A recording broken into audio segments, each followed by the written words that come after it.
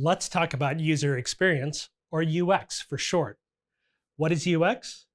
While there are many definitions, let's leverage the expertise of the Nielsen Norman Group, worldwide experts in research-based user experience. They say, user experience encompasses all aspects of an end user's interactions with a company, its services, and its products. This is a pretty good definition, but it can be simplified even further. User experience is how people interact with everything around them, other people, software, nature, and inanimate objects, just to name a few.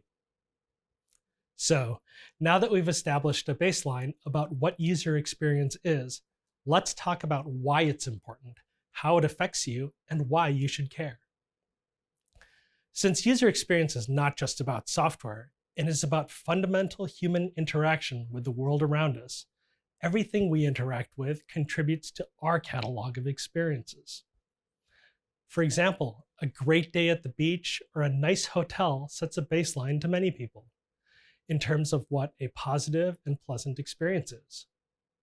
Personally, I love nature, so a beautiful sunrise, a hike through the forest, camping, or a drive in the mountains are nearly perfect experiences and set my happy baselines.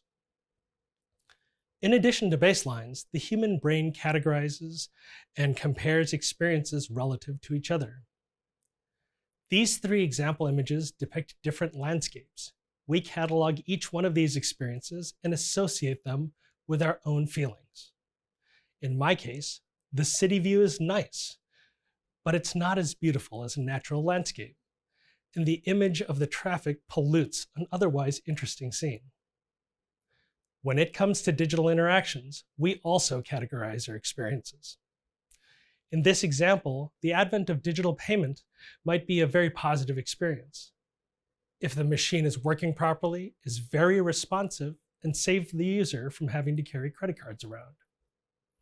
The second picture, the example with an ATM, serves as a unique example to digital user experience, since most people who live in the industrialized nations have used one of these. There's also a large variance in ATM experiences, which shape how we feel about the hardware and software. For example, some of them are super slow, the screens are hard to read, the buttons don't work correctly, and have a myriad of other usability problems. On the other hand, there are some ATMs which are very logically designed, process user inputs very efficiently, and are a delight to use. I use digital payments quite a bit in my everyday life, and the experiences run the gamut. Most are just average and work, but aren't particularly delightful. Some are terrible, where the card reader is slow or may not function at all, or the software isn't well designed and is filled with friction. The best experience, hands down, belongs to a certain major retailer that has some red circles in their brand. They have simply perfected the digital payment and checkout process. The software is friendly. It doesn't contain any unnecessary steps. It works every time and is unbelievably fast. 1 second after you touch your phone or card to the payment device, it beeps, lets you know that the transaction has been approved, and thanks you. Their machines also have the fastest receipt printers around. There would be smoke coming out of these things if they printed any faster. That's how great user experience is done, folks.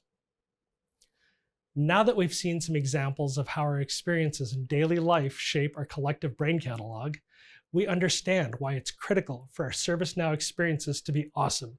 The standard is high.